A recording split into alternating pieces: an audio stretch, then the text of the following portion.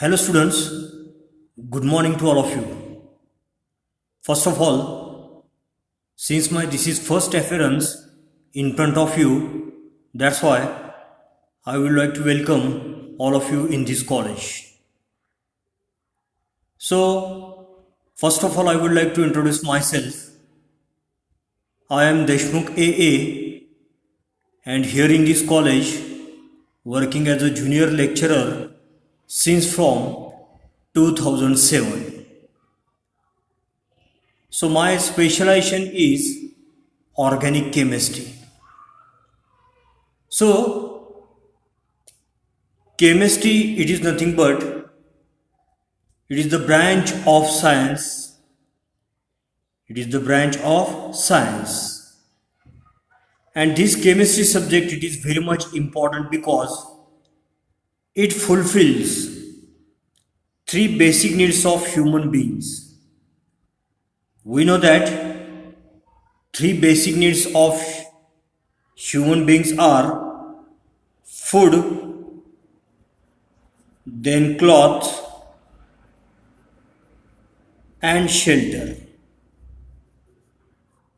In Marathi we can call it as a Anna, Vastra ani Nivara. So chemistry is very much important subject because it fulfills three basic needs of human beings, that is food, cloth and shelter. So human require food. Human require food for their growth. So human require good quality and hygienic food. And it is possible by using good quality fertilizers and insecticides. So good quality food, it can produced due to good quality fertilizers and insecticides. And good quality fertilizers can be manufactured by using chemistry. Then second basic need, it is the cloth. So India is one of the most big exporter of garments. In Indian factories, rubbers, then nylon, terylene, they can be manufactured. Then another basic need of human being is shelter. So for constructing house, that is shelter, cement and steel is necessary, and cement and steel, they are also provided by the chemist. So most of students from you are from the Marathi medium. That's why I also going to explain sometimes by using Marathi language. तर आत्ताच मी सांगितल्याप्रमाणे chemistry हा विज्ञानामधील एक विषय आहे आणि तो जे मानव आहेत तर त्या मानवाच्या तिन्ही गरजा पूर्ण करण्याचं काम करत असलेलं आपल्याला पाहायला मिळते. So my subject is chemistry. So I am going to introduce myself. I am Deshmukh AA and previously I said that I worked since from 2007 in this college. So let's study the definition of chemistry. So chemistry, it is nothing but it is the study of composition, structure and properties of matter. केमिस्ट्रीबद्दल आपण थोडंसं माहिती घेतोय. तर केमिस्ट्रीची जर व्याख्या करायची असेल तर आपल्याला डेफिनेशन, त्यालाच आपण व्याख्या म्हणतो, आपण अशा प्रकारे करू शकतो व्याख्या. Chemistry it is nothing but it is the branch of science which deals with the study of composition. विज्ञानाची अशी शाखा की ज्या शाखेमध्ये कंपोजिशन, स्ट्रक्चर आणि प्रॉपर्टीज ऑफ मॅटरचा स्टडी केला जातो. मॅटर म्हणजे पदार्थ. तर पदार्थाचं जे काही कंपोजिशन आहे किंवा पदार्थाचं जे स्ट्रक्चर आहे किंवा पदार्थाच्या ज्या काही प्रॉपर्टीज आहेत यांचा अभ्यास विज्ञानाच्या ज्या शाखेमध्ये केला जातो ती शाखा म्हणजेच काय असते, केमिस्ट्री. किंवा ह्या केमिस्ट्रीमध्ये काय होतं, तर केमिस्ट्रीमध्ये ज्या काही रिॲक्शन होत असतात तर त्या रिॲक्शनमध्ये पदार्थाचा एक form, one form of matter may gets converted into another form. तर अशा प्रकारे आपल्याला केमिस्ट्री सब्जेक्ट स्टडी करायचा आहे. त्यामुळे सुरुवातीला थोडंसं केमिस्ट्री हा महत्त्वाचा विषय कसा आहे मी सांगितलं. का महत्त्वाचा केमिस्ट्री विषय, तर मानवाच्या ज्या 3 प्रमुख गरजा आहेत, फूड, क्लॉथ आणि शेल्टर, ह्या पूर्ण करण्याचं काम केमिस्ट्रीमुळे होत असतं. किंवा मनुष्य आजारी पडल्यानंतर जे काही औषध वापरले जातात तर ती औषधंसुद्धा फक्त आणि फक्त या केमिस्ट्री ह्या सब्जेक्टमुळे तयार झालेली आपल्याला पाहायला मिळते. तर सुरुवातीला आपण बरेचसे विद्यार्थी तुम्ही मराठी मीडियमचे असल्यामुळं सुरुवातीच्या काही काळामध्ये किंवा सुरुवातीच्या काही लेक्चरमध्ये मी मराठी थोडंसं एक्सप्लेन करेन, मराठीमध्ये एक्सप्लेन करेन जेणेकरून तुम्हाला समजेल. परंतु नंतर मात्र आपल्याला फक्त आणि फक्त इंग्लिशमध्ये आपल्याला स्टडी करायचं आहे. तर आत्ताच आपण केमिस्ट्रीची व्याख्या आपण अभ्यासली. केमिस्ट्री व्याख्या काय, so chemistry it is nothing but it is the branch of science which deals with the study of composition. विज्ञानाची अशी शाखा की ज्या शाखेमध्ये कंपोजिशन, स्ट्रक्चर आणि प्रॉपर्टीज स्टडी केलं जातं. कुणाचं, मॅटरचं. म्हणजे पदार्थाचं कंपोजिशन असेल, पदार्थाचं स्ट्रक्चर असेल किंवा पदार्थाच्या गुणधर्म असतील, त्यांचा अभ्यास केमिस्ट्रीमध्ये केला जातो. किंवा केमिस्ट्रीमध्ये ज्या काही रिॲक्शन होत असतात त्या रिॲक्शनद्वारे पदार्थ एका फॉर्ममधून दुसऱ्या फॉर्ममध्ये कन्वर्ट होत असतो, त्याचासुद्धा अभ्यास या केमिस्ट्रीमध्ये केलेला आपल्याला पाहायला मिळेल. तर ही जी केमिस्ट्री सब्जेक्ट आहे, so chemistry subject it is divided into 5 branches. केमिस्ट्रीच्या एकूण जवळपास 5 ब्रँचेस, मुख्य 5 ब्रँचेस असलेल्या आपल्याला पाहायला मिळतील. कारण आपल्याला ह्या वर्षी जे काही हे जे टॉपिक स्टडी करायचे आहेत तर तेच टॉपिक केमिस्ट्रीच्या वेगवेगळ्या ब्रँचमधून घेतलेले आहेत. त्यामुळे थोडंफार आपल्याला केमिस्ट्रीच्या ज्या काही वेगवेगळ्या ब्रँचेस आहेत तर त्या ब्रँचेसबद्दलसुद्धा माहिती असणं आवश्यक आहे. त्यामुळे थोडंसं आपण कुठल्या केमिस्ट्रीच्या ब्रँचेस आहेत ते आपण स्टडी करूया. So different 5 branches of chemistry are physical chemistry, inorganic chemistry, organic chemistry, analytical chemistry, then biochemistry. So these are different branches of chemistry. मी आत्ता सांगितल्याप्रमाणे जे काय आपल्याला ह्या वर्षी अभ्यासाचे टॉपिक्स, तर ते टॉपिक्स केमिस्ट्रीच्या ह्या वेगवेगळ्या ब्रँचेसमधून घेतलेले आहेत. आता केमिस्ट्रीची जी पहिली ब्रँच आहे त्या ब्रँचचं नाव आहे फिजिकल केमिस्ट्री. तर फिजिकल केमिस्ट्रीची अशी ब्रँच आहे की ज्या ब्रँचमध्ये स्टडी केला जातो, कोणाचा स्टडी केला जातो, तर मॅटरचा स्टडी केला जातो किंवा केमिस्ट्रीचे जे काही थिअरीज आहेत, जे काही लॉज आहेत किंवा जे काही प्रिन्सिपल्स आहेत त्यांचा अभ्यास ज्या ब्रँचमध्ये केला जातो त्याला फिजिकल केमिस्ट्री असं म्हणतात. So physical chemistry it is nothing but it deals with study of properties of matter, theories, then laws and principle that explains transformation of matter from one form to another form.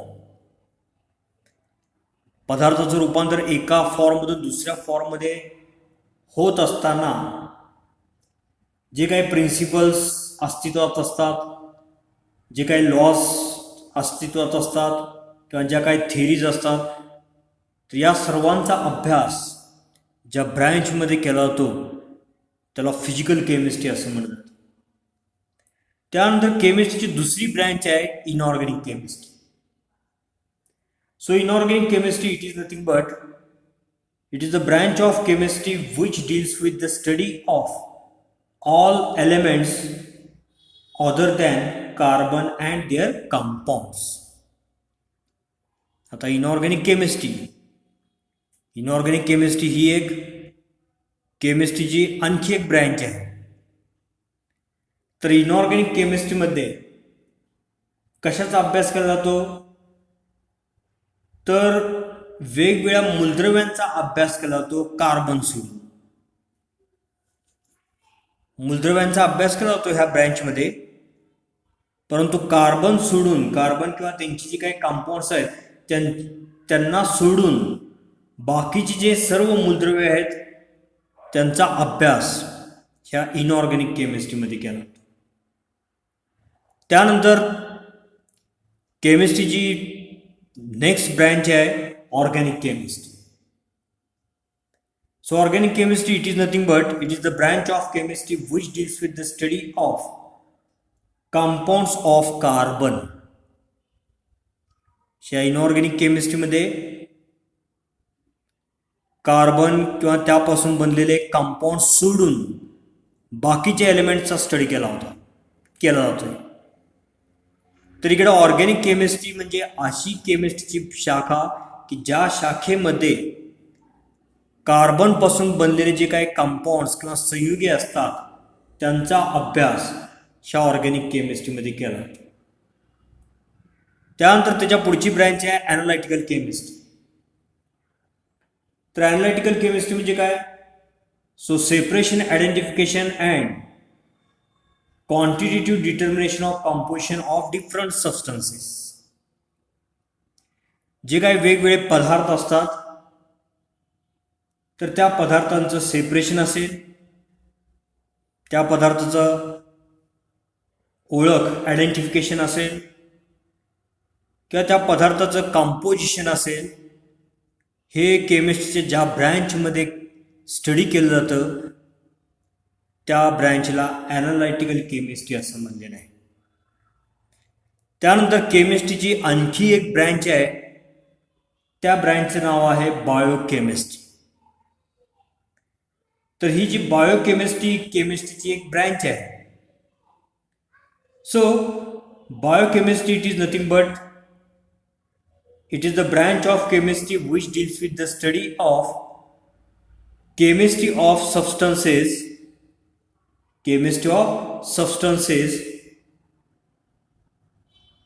constituting of living organisms. तर living organism जे काही सजीव असतात तर त्या सजीवामध्ये जे काही compounds असतात तर त्या कंपाऊंडचा किंवा त्या सबस्टन्सचा स्टडी ज्या ब्रँचमध्ये केला जातो त्याला काय म्हटलं जातं, बायोकेमिस्ट्री. तर अशा प्रकारे केमिस्ट्री जी आहे तर त्या केमिस्ट्रीच्या ह्या वेगवेगळ्या ब्रँचेस असलेल्या आपल्याला पाहायला मिळतील. परत एकदा शॉर्टमध्ये मी आपले हे जे टॉपिक्स आहेत हे टॉपिक्स ह्या वेगवेगळ्या ब्रँचमधून सिलेक्ट केले आहेत.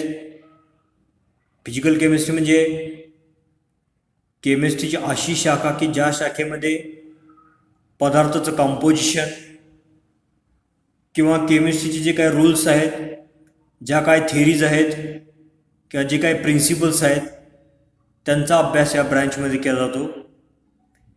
इनऑर्गॅनिक केमिस्ट्री म्हणजे अशी केमिस्ट्रीची ब्रँच की ज्या ब्रँचमध्ये कार्बन आणि त्यापासून बनलेले कंपाऊंड सोडून इतर जे एलिमेंट्स आहेत त्या एलिमेंटचा अभ्यास केला जातो.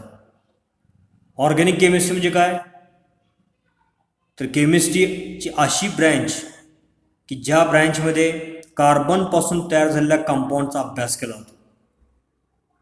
ॲनालिटिकल केमिस्ट्री सेपरेशन आयडेंटिफिकेशन किंवा कंपोजिशन ऑफ डिफरंट सबस्टन्स हे याच्यामध्ये स्टडी केलं जातं. आणि बायोकेमिस्ट्री म्हणजे केमिस्ट्रीची अशी ब्रँच की ज्या ब्रँचमध्ये लिव्हिंग ऑर्गॅनिझम किंवा सजीवापासून जे काही पदार्थ मिळत असतात त्या पदार्थांचा अभ्यास या बायोकेमिस्ट्रीमध्ये केला जातो. ते आपण थोडक्यात केमिस्ट्रीची डेफिनेशन किंवा केमिस्ट्रीच्या वेगवेगळ्या ब्रँचेस किंवा वेगवेगळ्या ब्रँचेसमध्ये कोणत्या कोणत्या गोष्टींचा अभ्यास केला जातो ते आपण थोडक्यात इथं अभ्यासलेलं आहे. आता आपल्याला 11वी सायन्सला वर्षभरामध्ये एकूण 200 मार्क्सची परीक्षा द्यायची आहे. एकूण 200 मार्क्सची आपल्याला परीक्षा द्यायची आहे. तर 200 मार्क्सची परीक्षा देत असताना हे मार्क्सचे डिस्ट्रीब्युशन कशा प्रकारे झालेलं आहे, तर आपल्याला जी टर्मिनल एक्झाम असते प्रथम सत्र परीक्षा ती 50 मार्क्सची असते. त्यानंतर वर्षभरामध्ये आपण टेस्ट ट्युटोरियल एक्झाम घेत असतो, म्हणजे इंटरनल जी काही एक्झामिनेशन स्कीम असते त्यासाठी 50 मार्क्स आहेत. त्यानंतर आपली शेवटची ॲन्युअल एक्झाम जी असते ती ॲन्युअल एक्झाम एकूण 100 मार्क्सची असते. तर ॲन्युअल एक्झामिनेशनमध्ये 70 मार्क्स हे थिअरी एक्झाम जे आहेत आणि 30 मार्क्स जे आहेत तर ते 30 मार्क्स प्रॅक्टिकल एक्झामचे आहेत. तर विद्यार्थी मित्रांनो, तुम्ही 10वीपर्यंत तुमच्या शाळेमध्ये लॅबॉरेटरीज वगैरे बघितल्या असतील, तर तिथं तुम्हाला तुमचे टीचर जे होते तर ते टीचर्स तुम्हाला एक्सपेरिमेंट वगैरे दाखवत असतील. परंतु आता मात्र इथून पुढे आपल्याला प्रत्यक्षात एक्सपेरिमेंट करायचे आहेत. तर प्रॅक्टिकल्स जे आहेत तर वर्षाच्या शेवटी ॲन्युअल प्रॅक्टिकल एक्झाम ही 30 मार्क्सची होत असते. तर त्या परीक्षेमध्ये तुम्हाला वेगवेगळे एक्सपेरिमेंट्स करायचे असतात आणि त्याचे रिझल्ट जर व्यवस्थित काढले तर मग तुम्हाला आउट मार्क्स मिळवता येतात. तर आपल्या महाविद्यालयामध्ये अत्यंत सुसज्ज अशा लॅबॉरेटरीज आहेत. फिजिक्स असेल, केमिस्ट्री असेल, बायोलॉजी असेल किंवा मॅथमॅटिक्स असतील. तर आपल्या कॉलेज जे आहे तर त्या कॉलेजमध्ये अत्यंत सुसज्ज अशा प्रकारच्या लॅबॉरेटरीज असलेल्या आपल्याला पाहायला मिळतील.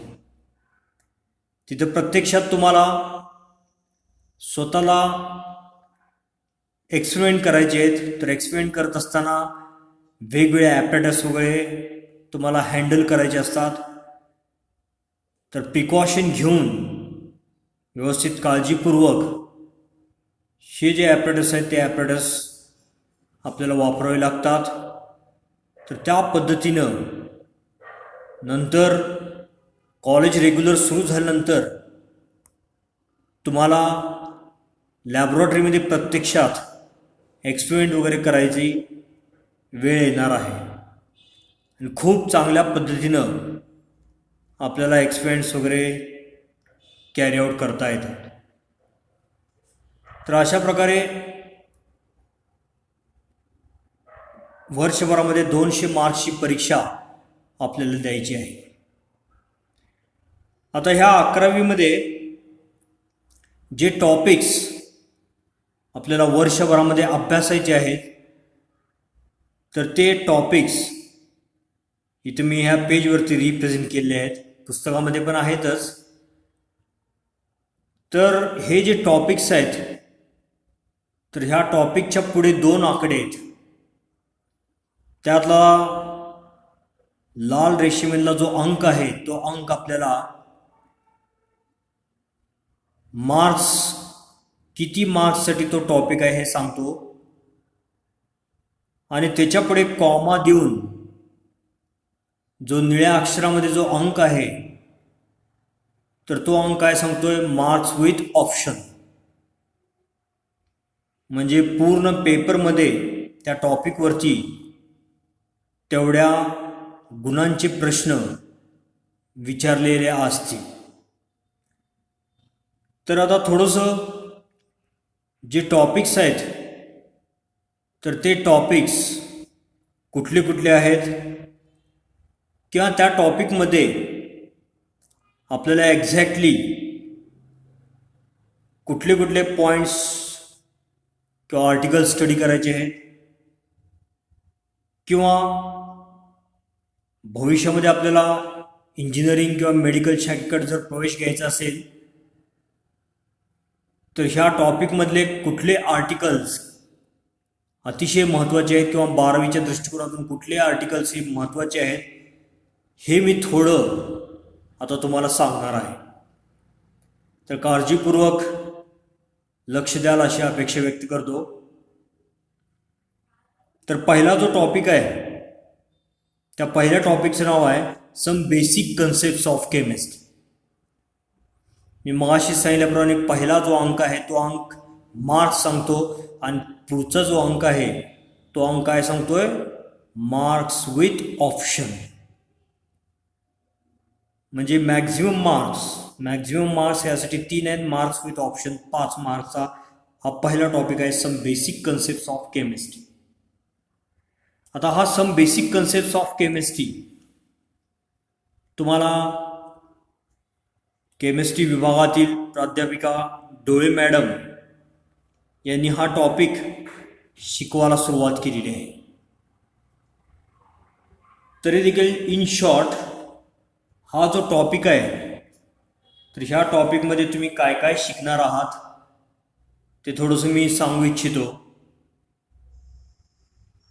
आता हा टॉपिक ॲक्च्युली तुम्ही स्टडी करायला स्टार्ट केलाच आहे, त्यामुळे जास्त ह्या टॉपिकविषयी वेळ न घालवता पुढच्या टॉपिकला आपण थोडीशी जास्त वेळ देऊया. तर सम बेसिक कन्सेप्ट्स ऑफ केमिस्ट्रीमध्ये नेचर ऑफ केमिस्ट्री किंवा मॅटर, किंवा ह्या टॉपिकमध्ये वेगवेगळे लॉज तुम्हाला अभ्यासायचे आहेत. For example laws of chemical combination, law of conservation of mass, किंवा law of multiple proportion, Gay-Lussac's law, Avogadro's law, असे वेगवेगळे जे लॉज आहेत, केमिस्ट्रीला रिलेटेड जे लॉज आहेत, तर त्या लॉजचा अभ्यास या some basic concepts of chemistry ह्या टॉपिकमध्ये तुम्हाला करायचा आहे. तर ह्या टॉपिकमध्ये वरती न्यूमरिकल प्रॉब्लेम्ससुद्धा असणार आहेत. तर थिअरी ॲज वेल ॲज न्यूमरिकल प्रॉब्लेमची तुम्हाला ह्या टॉपिकला प्रॅक्टिस करावी लागणार आहे. तर जास्त ह्या टॉपिकविषयी वेळ न घेता त्याच्या पुढच्या टॉपिककडे आपण जाऊया. So the next topic is introduction to analytical chemistry. So introduction to analytical chemistry,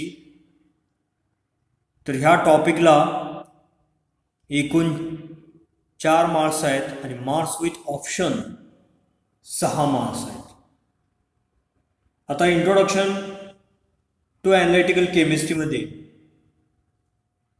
importance of analytical chemistry, importance of analytical chemistry हे आर्टिकल तुम्हाला लिसन किंवा स्टडी करायचं आहे.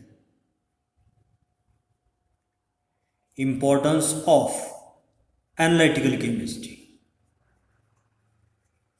म्हणजे ॲनालिटिकल केमिस्ट्री जी आहे ती ॲनालिटिकल केमिस्ट्री महत्त्वाची कशी आहे त्याचा अभ्यास तुम्हाला ह्या टॉपिकमध्ये करायचा.